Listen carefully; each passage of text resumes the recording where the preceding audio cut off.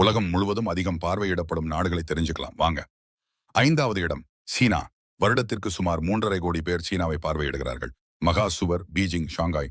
பழமைய நவீனத்தின் கலவையால் சீனா உலக சுற்றுலா மையமாக விளங்குகிறது. 4வது இடம் இத்தாலி.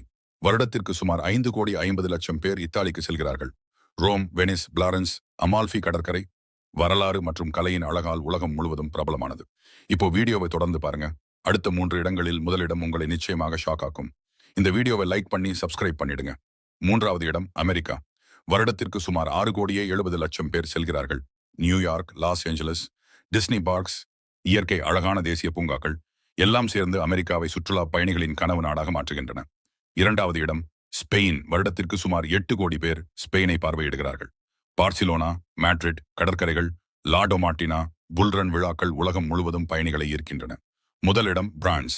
வருடத்திற்கு சுமார் 10 கோடி பேர் பிரான்ஸை பார்வையிடுகின்றனர். பாரிஸ், ஐஃபெல் கோபுரம், லூவர் அருங்காட்சியகம். பிரான்ஸ் உலகின் சுற்றுலா தலைநகரம். நீங்க எந்த நாட்டுக்கு போக ஆசைப்படுறீங்க? கமெண்ட்ல சொல்லுங்க.